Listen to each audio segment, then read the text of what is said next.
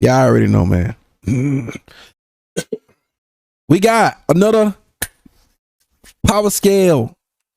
And this is why Goku versus Kratos is completely one-sided. So y'all already know who I'm going with on there. Kratos, once again, hands down. Kratos winning this. Goku is nowhere on his level. But, you know, let's check it out. At this point, I kind of, like I said, cause I already know I got some yeah, I know I got some bias on in it. They be in my they be checking out my video, reacting to my videos and stuff, man. Like, yeah, some of y'all are biased when it comes to this Goku stuff. That's kind of sad.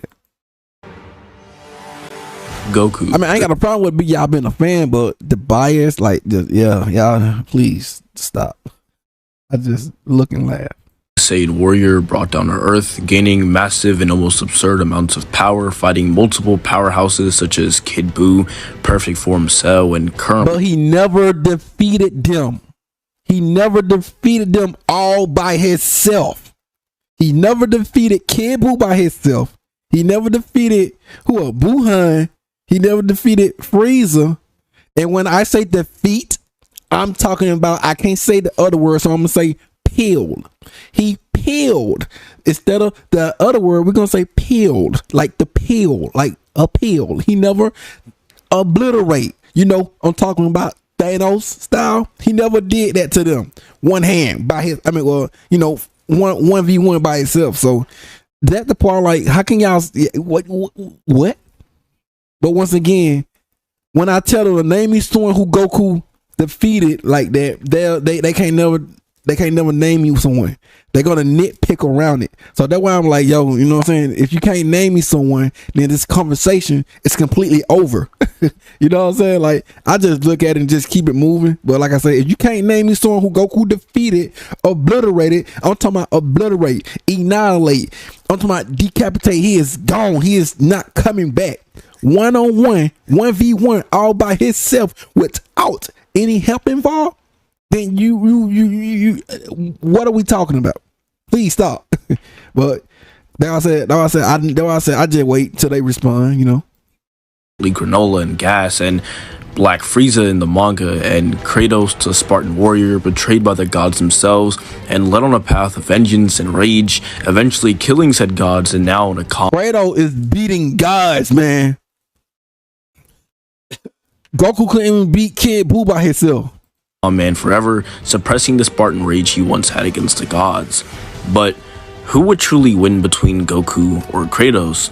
Before we start off, I would like to say thank you to Rogue for helping me with this video and collaborating with me on it, so go subscribe to him, and while you're at it, subscribe to myself as well, as I am on a road to 10,000 subscribers, and remember, you can always unsubscribe. And that's a god, he ate that. If you feel the need to. And lastly, but most important, y'all think he won't eat? Y'all think Kratos won't eat Goku punches? Come on, man. Enjoy. Within Battle of Gods, Goku would fight against the god of destruction known as Beerus. Goku would then achieve the Super Saiyan God transformation and clash with said Beerus. Beerus and Goku would then have enough power to destroy the entirety of the universe, severing macrocosm. Beerus had enough. Beerus had enough to destroy it.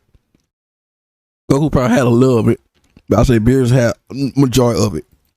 This is not only stated by the Kais, but even Goku and Beerus themselves. The reason this is an impressive feat is because the Dragon Ball macrocosm is composed of multiple infinitely sized space-time continuums and realms, such as the World of Living, Hell, the Kaioshin realm, Snake Way, and etc. etc.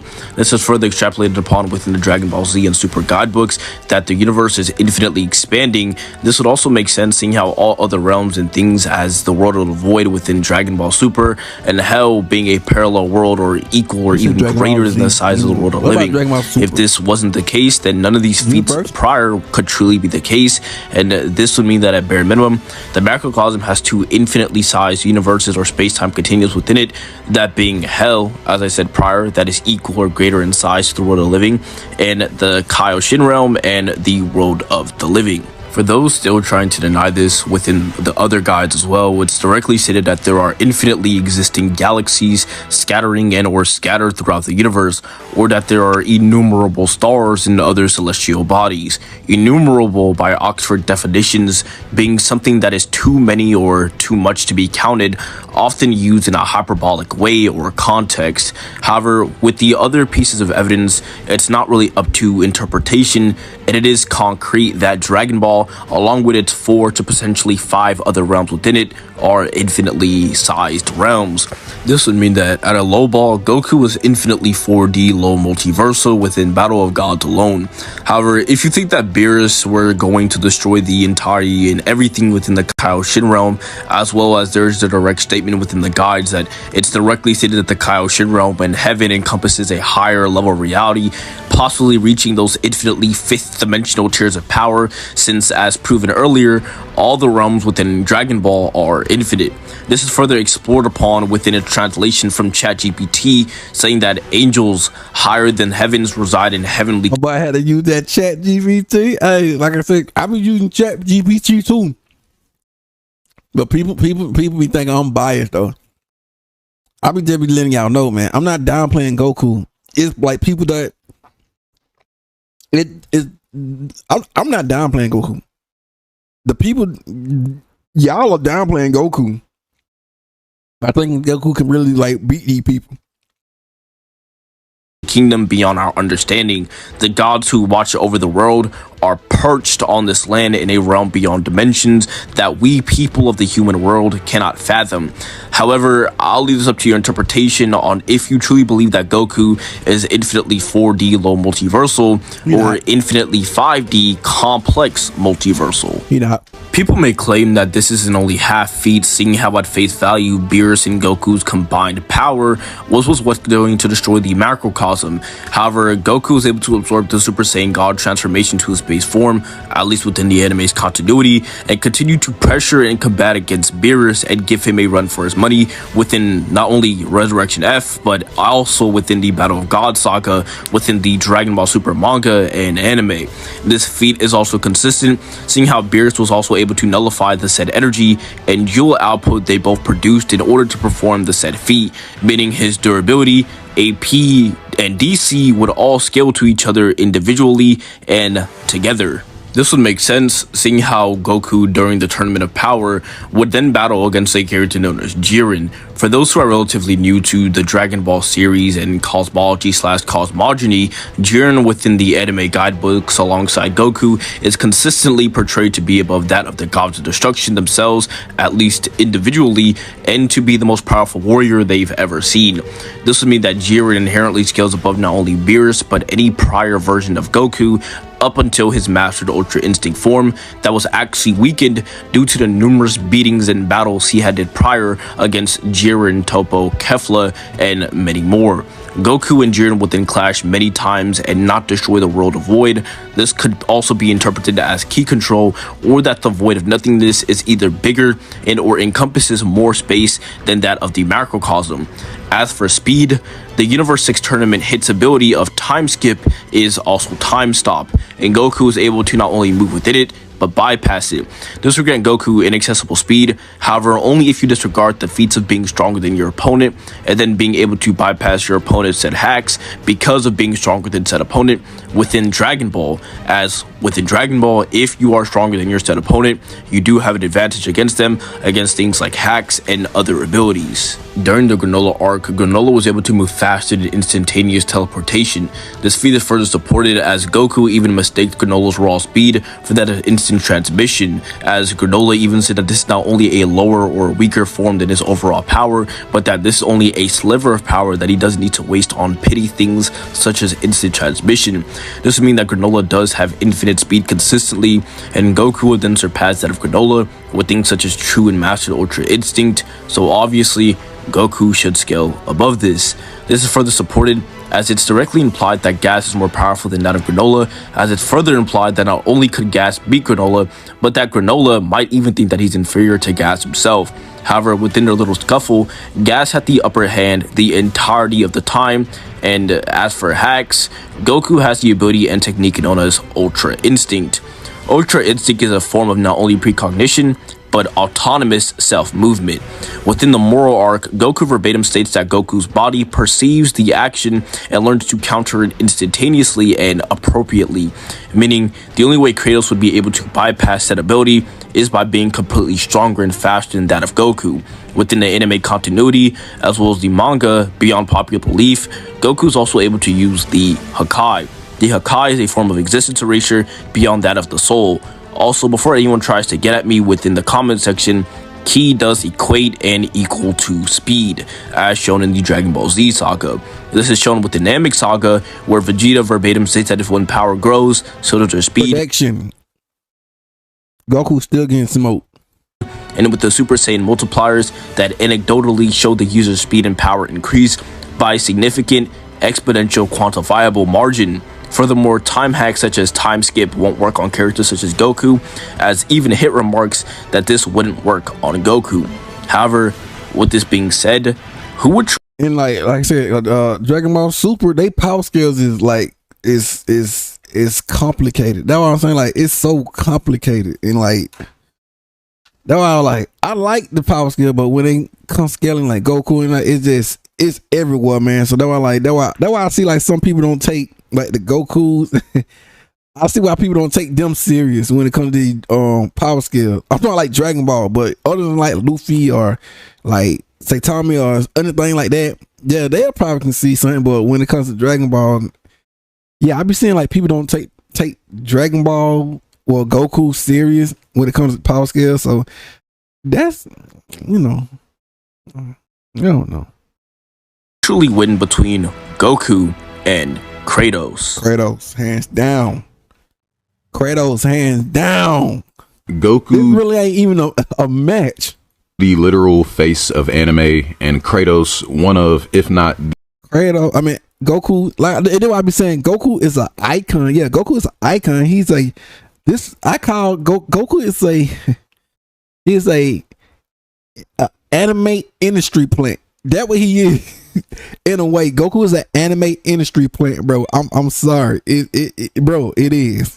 Everybody love him, but we never see him beat someone one-on-one without any help involved, bro.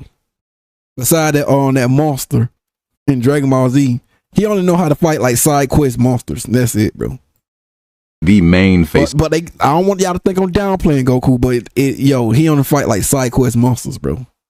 Of PlayStation, the influence of both of these characters in both the Dragon Ball and God of War franchises have had in the versus battle medium is so unreal. I honestly can't even accurately describe it in words. If you clicked on this video, you're probably already familiar with the scaling for both of these characters, with both having infinite 4D to infinite 5D arguments, which I feel is their more consistent and grounded scaling, with some even going as far to use the edgy outer versal arguments provided for both of these characters in this community, which me and the boy Tempest will not be using in this video, respectfully. Koyama has verbatim stated that his outlook on the Dragon Ball cosmology isn't valid to scale, and the amount of fake scans used I'm saying, like, wait, so the Dragon Ball, is that crazy? in the God of War fandom is actually unreal. Plus, PlayStation All-Stars canonicity is genuinely questionable, as it's more of an Easter egg or a reference to PlayStation All-Stars, as Kratos' story within it starts as wanting to prove to himself if he can lead the Titans, even though Gaia, the literal mother of them and narrator of God of War, knows exactly what he's capable of.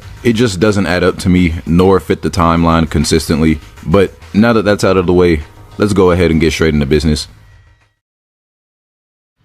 To begin, and funnily enough, Thor's feats from God of War actually have slight contrast and similarities to the feats Goku performs in Dragon Ball Super, with one of these main similarities being a clash against a formidable opponent, that being Jormungandr, that threatened the entire cosmology of the verse. But instead of reducing a macrocosm into nothing in his fight against Beerus, Thor and Jormungandr just splinter the Yggdrasil due to their clash, with the tree's existence alone supporting all of creation alongside its boughs, in which every strand of the Yggdrasil transcends time and space, with branches that stretch out to infinity, implying an infinite amount of cell strands within the tree.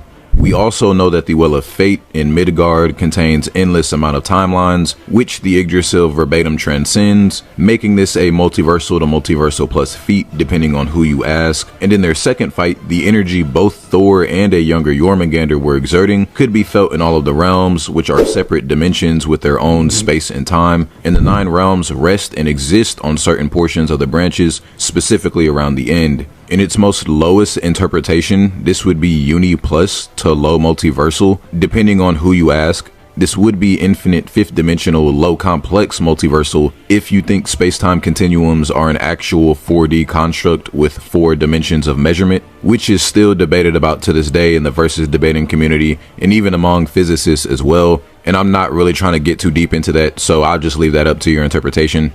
Kratos would be relative to Thor, because not only did Mimir tell Atreus in lore and legends that he wouldn't know who would win if they were to fight to the death, while stating that Thor and the serpent splintered the tree before this, but we just straight up see Kratos duke it out with Thor twice, and in their second clash, which Thor verbatim tries to kill Kratos, they do show relativity, with Kratos being superior pretty blatantly in the end. Kratos in the Codex described Thor's attacks as heavy as any he has felt before. However, this is extremely taken out of context, just like the Baldur statement, and people try to say Thor is stronger than Zeus base to base in God of War 3 or Fear Zeus, which simply isn't true. Not only is this statement referring to how heavy Mjolnir is via Kratos not being able to lift it or maneuver it, but Kratos is just straight up confirmed to be weaker than his God of War 3 iteration, and the evidence supporting this is beyond astronomical.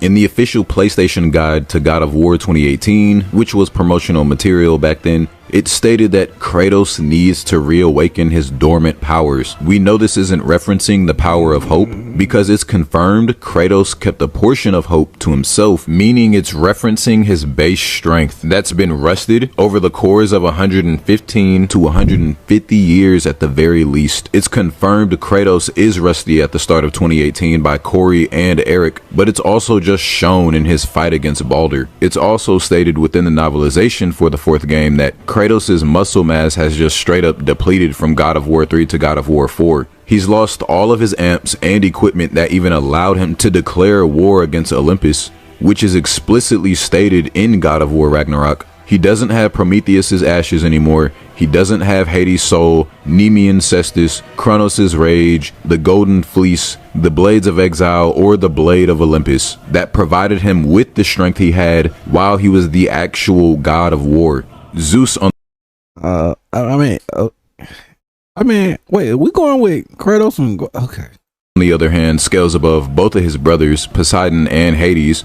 This is stated like so many times in game, in novels, in manuals, strategy guides, and so forth. Zeus with the Blade of Olympus thinks he can utterly one-shot Hades with 0 difficulty. On top of this, both Poseidon and Hades fear Zeus's thunderbolt and down to him every time they even anger him. This same Zeus who was able to damage and force Kronos to regurgitate his brothers, which overall led to the Great War. Keep in mind, Kronos defeated the embodiment of the skies or universe, that being Uranus, a being with infinite energy in a full-on cosmic battle. In the Great War, Hades in fact shows relativity to Kronos in a tug of war for his soul, with Atlas being superior to both a younger Poseidon and Hades. Pretty blatantly, they had to tag team him, which implies a superiority in general. A weakened Atlas is capable of holding up all of creation, multiple dimensions with their own space and time, with most of them stated to be infinite in size from reverting back into chaos,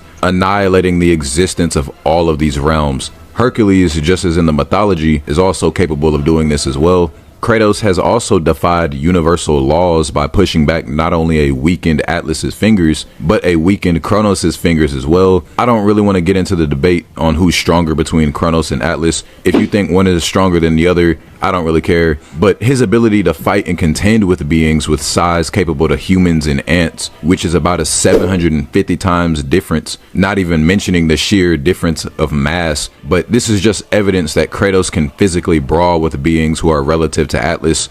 who Zeus scales above, ending the Great War by sending them to Tartarus, dethroning Kronos, and now ruling the Greek pantheon. Of course, this isn't Zeus at his strongest, but it's not really something that's spoon-fed to many players, and I don't think Odin creating 7 finite universes out of a finite being, or even a post-Ymir Odin being superior than a weaker Kratos 1-to-1 is even remotely comparable to defeating beings who have infinite or endless amounts of energy like Tartarus, Uranus, Ceto, and Nyx, with the gods, at least the big 3, scaling above these primordials and becoming the new ruler of these domains. And people actually underestimate how much stronger Zeus actually is than this. This war happened eons ago when most of the Olympians were younger and not at their best, with the Olympians growing in might over time, just like in the mythology. Might meaning one's power or strength, with Zeus being the strongest out of everyone, which is stated and shown multiple times, while also being consumed by fear. And while the difference in power is still unquantifiable from the Great War to the events of God of War 3, the difference in strength has grew to such a considerable degree. The main echelon of the Olympians are straight up one-shotting Titans in God of War 3. All of this would upscale the Greek pantheon, since Kratos is confirmed to be weaker in his adventures in the Norse realm. When it comes to speed scaling, Kratos can move and traverse in the realm between realms, or the void as described by Mimir, that's stated to transcend time, meaning anything that's happening in this void cannot be measured by time. Any battle or any movement is exceeding time's limitations altogether, meaning anything that lives in the void, like Needhogg or, I don't know, Ratatoskr, transcends the time of the 9 realms as well as the endless amount of timelines within the Well of Fate. This is far more impressive than moving in a space or void that's considered to be timeless.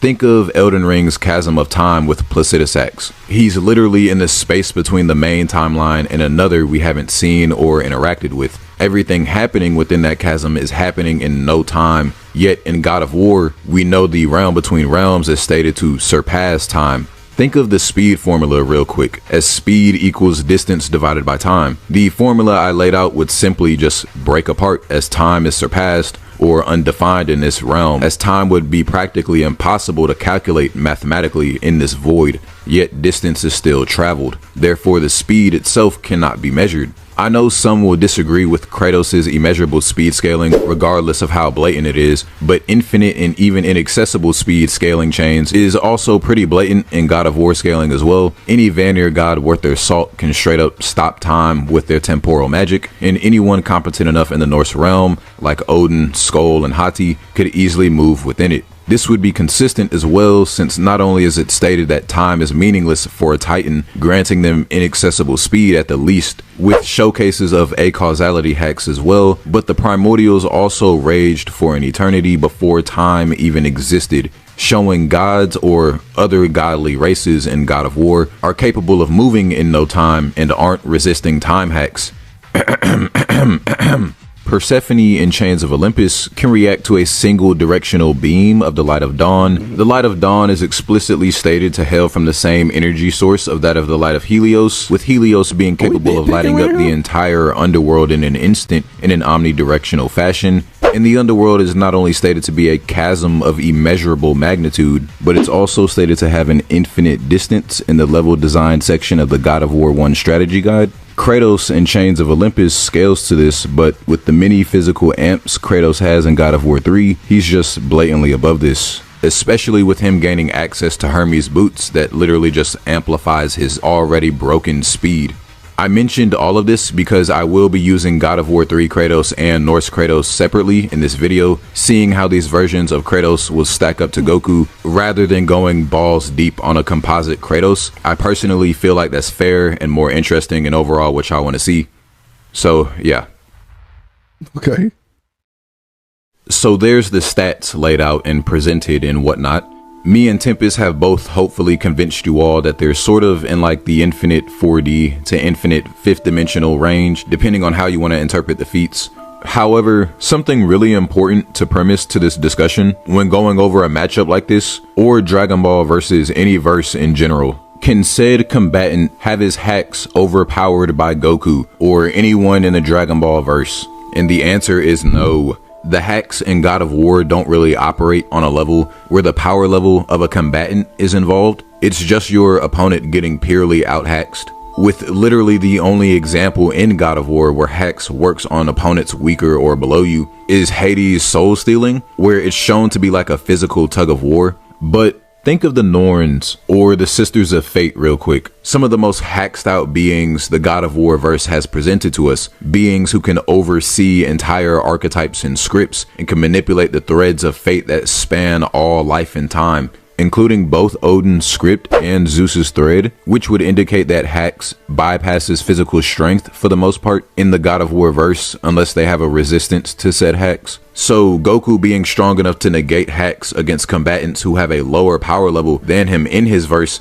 doesn't mean it's applicable in cross-verse. Plus, that's sort of like a no limits fallacy to say that Goku can just overpower all of Kratos' Hax because he can do it in his verse.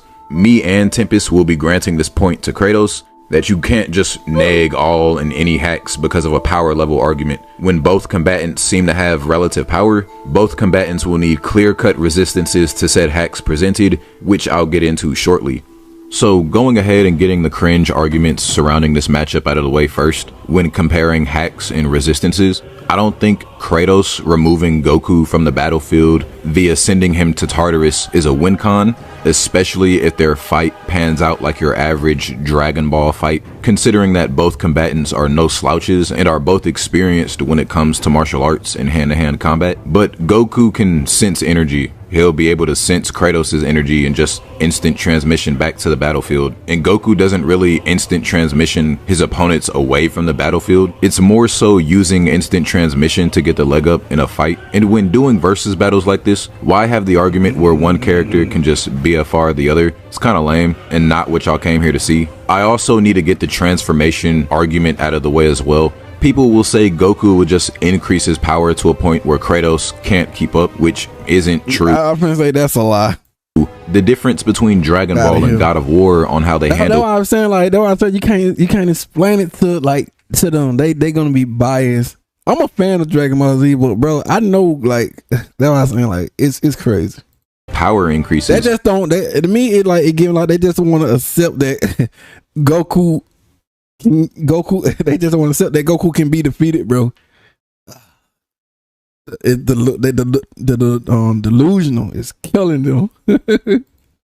Is that unlike God of War, Dragon Ball just has an established finite number surrounding most of these power increases, with Super Saiyan God being unquantifiable, with Super Saiyan Blue being a 50 times increase on top of that, and MUI and True Ultra Instinct being unquantifiable. Kratos, with his godly rage, can just straight up increase his power. This is blatantly shown in numerous instances, such as when Deimos is killed right in front of him, or when he rages out against Baldur, who had the upper hand in that fight actually, against a rusty Kratos, then proceeds to switch the flow of the fight immediately. This is also shown in the Fallen God comic, where his rage gives him a power increase, going from getting one-shotted by the Chaos Beast to utterly overpowering it, displaying far greater strength and speed. This is how his rage has been consistently portrayed. Even devs from God of War Ascension have spoken about this, referring to his rage as sort of like a power increase in pretty much all raw stats. So it's just silly to bring up that argument or think a God of War 3 Kratos or even Norse Kratos won't tap into this power if the situation calls for it.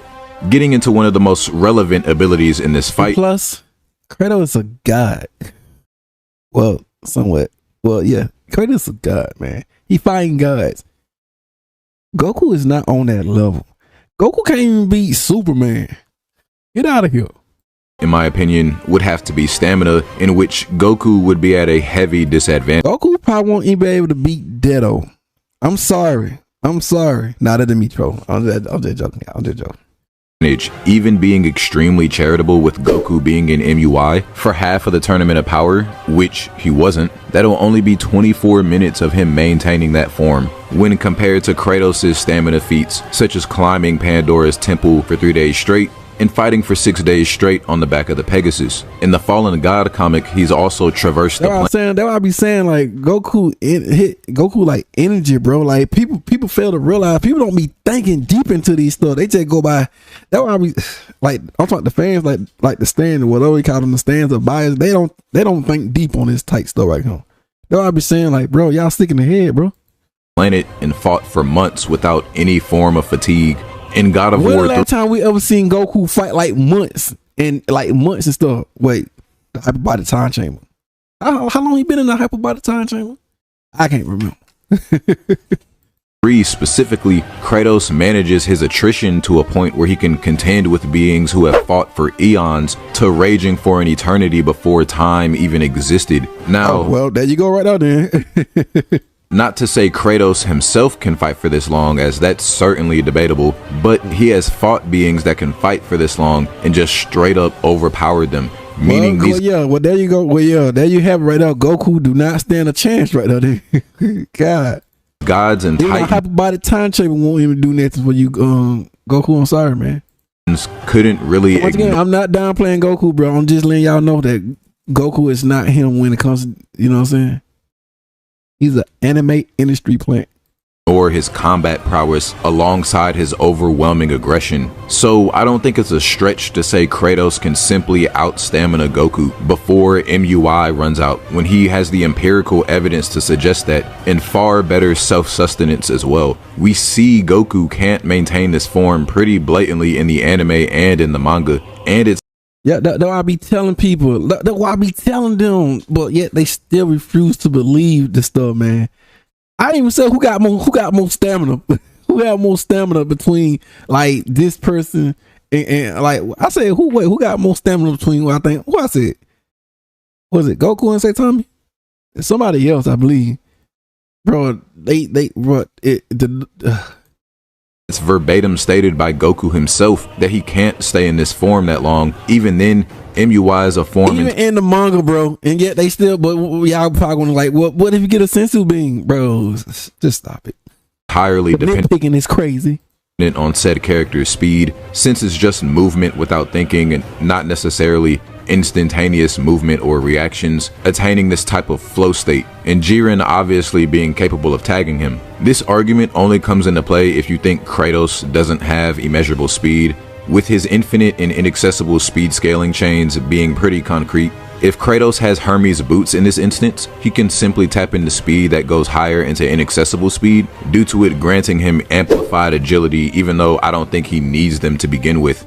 Getting into the equipment Kratos will have throughout the fight, Goku doesn't really have equipment, as he's pretty much the martial arts guy. Yeah, one of the weapons God of War 3 Kratos will have throughout the fight will be the Blade of Olympus, which grants him abilities like BFR, as I mentioned earlier and explained why that isn't a win con, but it also has 2 other abilities Kratos will have access to throughout the fight, such as dishing out energy blasts that possibly have existence erasure, as they just delete everything in its path. You can also chalk this up to deconstruction, depending on how you want to interpret it, or being capable of draining or absorbing his opponent's godly energy, which Goku has a significant amount of. The Blades of Exile, if we're using God of War 3 Kratos up against Goku, is really not something Goku would have a good time with. The Blades of Chaos in God of War Ascension, Chains of Olympus in God of War 1 are capable of draining and absorbing the life force of his opponents, with the most impressive showcase of this is the blades damaging and draining the life force from Ares, who scales in relativity to the Big 3, which is supported in the God of War Ascension multiplayer, appearing as one of the mightiest gods. And how Goku gonna get around that? By using a Kameya? Can't Kratos just slice that and like absorb it? Something like that, right? Of Olympus. Ki is just straight up life force, or the latent energy within someone in Dragon Ball. On top of all of this, the Blades of Chaos not only augment his rage, but they regenerate any stamina or any damage lost as well. The Blades of Athena, which is what was gifted to Kratos after the end of God of War 1, and what was used in Ghost of Sparta, God of War 2, and at the beginning of God of War 3, are stated to be superior than the Blades of Chaos, and were made to be a replacement for them. They don't really have different properties of creation fundamentally, so everything the Blades of Chaos did, the Blades of Athena can do to a superior degree. This is best shown with them being capable of damaging and draining the life force and magic from Poseidon's sea avatar and the hippocamps, with the Blades of Exile just being an amped version of the Blades of Athena, and are stated to be his most powerful ally against Olympus. And their most impressive feat was being able to damage Fear Zeus, who is the abstract conceptual embodiment of fear, and scales in relativity to the concept of hope, which scales above everything in the Greek pantheon. So these weapons upon impact will most likely do heavy to even fatal damage upon Goku, with them Yeah, I agree. Like, people who don't disagree probably had never played God of War games. They probably never played any Gods of War games, so they probably wouldn't exactly know. Doing nothing but amping Kratos and regenerating him as a result. If the fight does pan out like a physical brawl, utilizing hand-to-hand combat and martial arts, Kratos would eventually start to use these weapons in his arsenal. He sort of uses a methodical blend between weaponry and hand-to-hand combat in almost all of his fights, and Goku is just a martial artist. Kratos would gradually wear down Goku's life force with either the Blades of Exile or the Blades of Olympus, which we know Goku's life force or ki is his power. And due to this, Goku would resort to the Hakai technique. Now finally, onto one of the more interesting arguments regarding this matchup is how would Kratos stack up against Goku's pseudo Hakai if he were to use it? There's like a huge split on if the Hakai Goku performed is actually existence erasure, with some arguing it's more of a form of matter manipulation or deconstruction. I don't want to make it seem like I'm downplaying Goku or wanking Kratos. See, that's what I'm saying. I'm not done. See, that I be telling them, I'm not downplaying Goku, bro. I be telling these people, bro, we is not downplaying Goku. We just letting you know, Goku, bro, we is not downplaying Goku. We just letting you know. So I'll provide arguments for both interpretations. Please, everyone, listen to what I have to say about this. Starting with it actually being existence erasure, I need to stress that this isn't something Goku just whips out casually like a Beerus, who actually has a form of decent mastery over the Hakai technique. It was portrayed as a last resort that used all of his power, or what was left of it, in Super Saiyan Blue, and rendered him powerless after he tried to copy the Hakai on Zamasu, performing an extremely pathetic and weaker version of the actual technique. So I don't know why people act like Goku does this in character. So if Goku attempts to do this against Kratos, it has to work. So let's say he does use his pseudo Hakai against Kratos. You would have to prove that it can bypass or negate Kratos' immortality. That's reliant upon the concept of hope. And that's a real argument, by the way. This would apply to Norse Kratos as well, since it's confirmed he kept a portion of hope to himself at the end of 3. As long as the concept of hope exists, Kratos simply can't die. That is his quote-unquote deathless curse as stated in the Fallen God comic, and is how his overall immortality functions. To say Goku's... But you know, once again, you know, the stands or the biased ones, they ain't gonna believe it. They ain't not gonna hear that, bro. They is not gonna hear that. They're gonna disagree.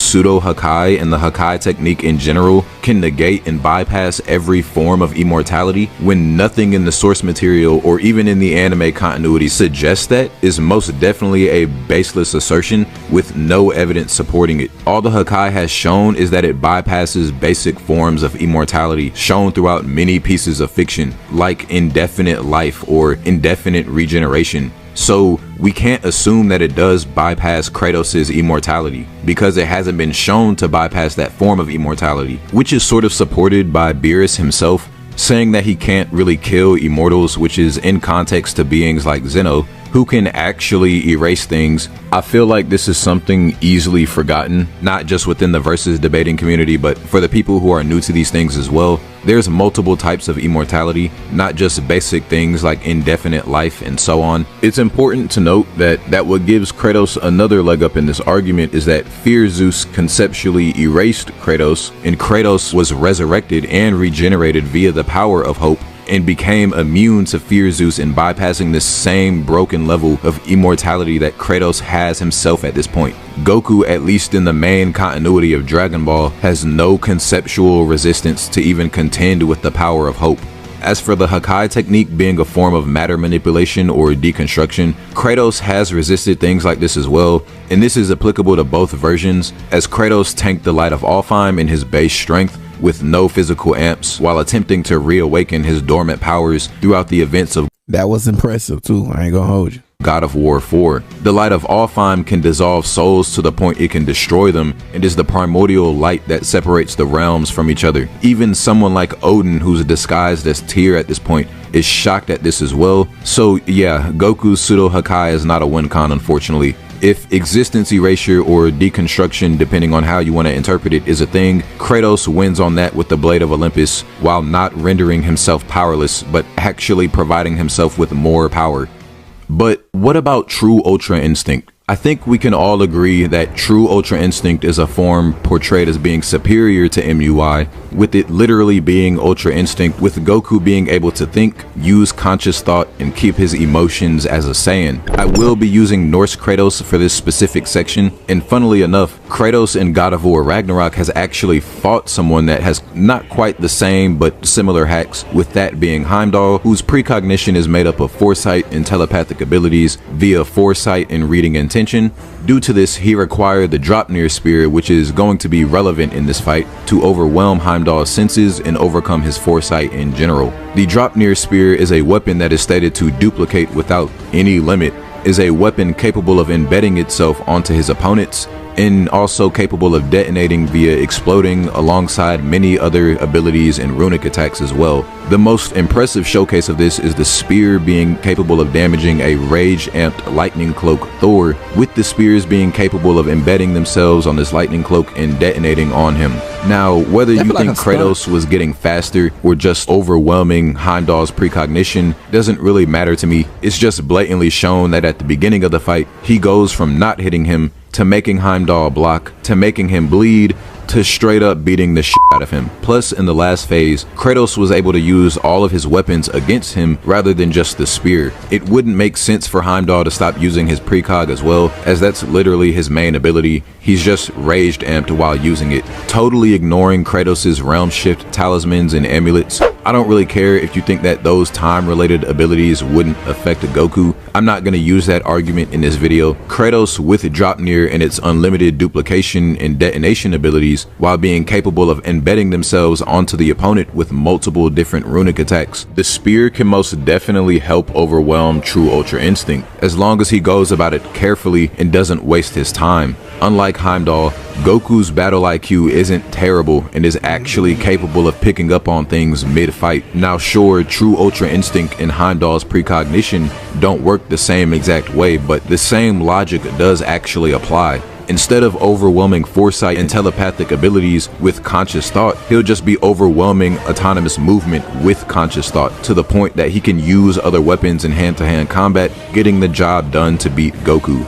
All in all, I think it's very little win cons for Goku, using both combatants' most grounded scaling. Kratos has literal mountains of equipment that give him certain abilities he'll have access to throughout the fight, on top of his relentless aggression, raw stats, and conceptual manipulation as well, whereas main continuity Goku is kinda straightforward and doesn't really have the arsenal to withstand an opponent like Kratos. And as I said, all of these arguments are only relevant if you think Kratos doesn't have immeasurable speed. Xeno Goku would most likely annihilate Kratos if I'm being real. Do y'all think Xeno Goku and All-Stars Kratos is a good matchup? I don't know too much about Xeno's Goku. But I know a little, but not all the way through though. I gotta do some more digging with that one though. Curious to know y'all thoughts on that. But yeah, Kratos isn't getting nagged by Goku whatsoever, at least when stacking up the main continuities of these characters. As for the Outerversal Goku anchors, as I know we will see some in the comments, the argument that I usually come across when in the comments are usually in reference to the Otherworld and Heaven. The Otherworld and Heaven are both realms within the universe of macrocosm, with the Chosenshu and even the anime and manga stating that the world of Heaven and the Otherworld lack the concepts of time and space within them. Dragon Ball fans usually try to correlate this and associate this to Goku thus transcending both time and space. However, this isn't truly the case. Let me give you an example. If I transcend the properties or concepts of a car, do I then transcend the concept of all cars? No. Most likely they're gonna be nitpicking. Like I said, they always nitpick, bro. They gonna try to find something. They nitpick, bro. I said Darby saying the nitpicking is crazy. So you see the error in logic when it comes to the argument and why the argument doesn't actually follow. Other arguments are with King Kai and how he didn't believe that a being such as Goku can exist in a corporeal world such as the Otherworld or Heaven. Corporeal by Oxford definitions being a person, place, or thing relating to a person's body, especially as opposed to their spirit. However, this doesn't follow, as King Kai didn't know that Goku was already dead, and if he ever did, this means that the statement is inconsistent, as the feat itself is only performed due to a spiritual or conceptual existence, and not due to some power feat, so the feat cannot be a form of measurement towards Goku's actual power. There are also things known as subspaces within the Dragon Ball cosmology and franchise that are stated to be separate from space and time, kind of like the Dangai within Bleach. However, even though the same debunk for the other world or heaven can be applied to this one, the definition of subspace doesn't even apply to things such as this, meaning the argument itself would fall, with the definition being a space that is wholly contained in another space, or whose points or elements are all in another space. However, that's only the mathematical definition, as even if you were to use the science fictional definition, which is more applicable to this as we are talking about a fictional connotation, the definition would be a hypothetical space-time continuum used for communication at a faster than light speed of travel. This would mean that either A, the subspace within Dragon Ball is either just a means of travel, which wouldn't even make the argument more convincing or logical, or B, the subspace is only fourth dimensional and Goku is only universal plus. There are also many upon many other pieces of quote-unquote evidence in support of Outerversal Goku. However, the most common one I've seen are the Koyama statements in reference to the Dragon Ball franchise cosmology, such as the 7th dimension within the Dragon Ball hierarchy, and other statements in reference to the Dragon Ball microcosms and cosmology. However, Koyama has said on multiple occasions that not only are his words only opinion and non-official, and that he is only the scriptwriter, but that viewers and fans should ask Toriyama, the actual creator and author of the Dragon Ball series and franchise, about the cosmology and other things within the series. Some debunks I've seen about these statements are that he was being harassed, but I myself as well as Rogue haven't seen or come across these said death threats or fans harassing Koyama, so we won't take them into account within the video. However, even if we were to grant Goku as outerversal scaling, we would have to do the same thing with Kratos, with Zeus being the platonic form. They gotta harass that dude and stuff, man. A fear that is entirely non-physical, non-mental, non-temporal, and non-spatial, and having conceptual existence that even surpasses that of the platonic concept of fear, as I said, of Zeus, such as the concept of hope itself, as Rogue has said prior within the video, which he still does have. Goku has not shown the ability to destroy concepts and things of that nature, meaning Goku has absolutely no win con against Kratos. Kratos has a variety of abilities, such as being immune to soul-based abilities, with Eye of Poseidon and being stated to attack the soul and body alike, and with Kratos using the Blades of Chaos to pull out Hades' soul with God of War 3, which also Amson, as I myself and Rogue have again said prior within the video. However, to finally answer your question and to end the debate for good, Kratos does win against Goku. I just wanted to say thank you to everyone who said. I kind of figured it was gonna be a one-sided match. Here and watch this, as this did take a long time, and in actuality this video was in the works for over a month and it was actually in production for almost 3 weeks. This is by far my most worked on video, and I also want to say thanks again to Rogue, as he was a very big help in the video, and I truly appreciate what he has done to make sure this video came into fruition. Make sure to go subscribe to him, as that would mean a lot to me as well as himself. Also, do be sure to join the Discord server in the comments down below and within the description as well. However, make sure to have a nice rest of your day or night. Make sure to stay safe. And till next time, bye. All right, y'all. And there y'all have it, man. Once again, Kratos beat Goku. Defeat, obliterate, annihilate, decapitate, all the good stuff. I'm talking about Thanos. That type of style, man. I know this was gonna be an easy match, but you already know, man. Link up in the description with those. Like, comment, subscribe. Without further ado, man.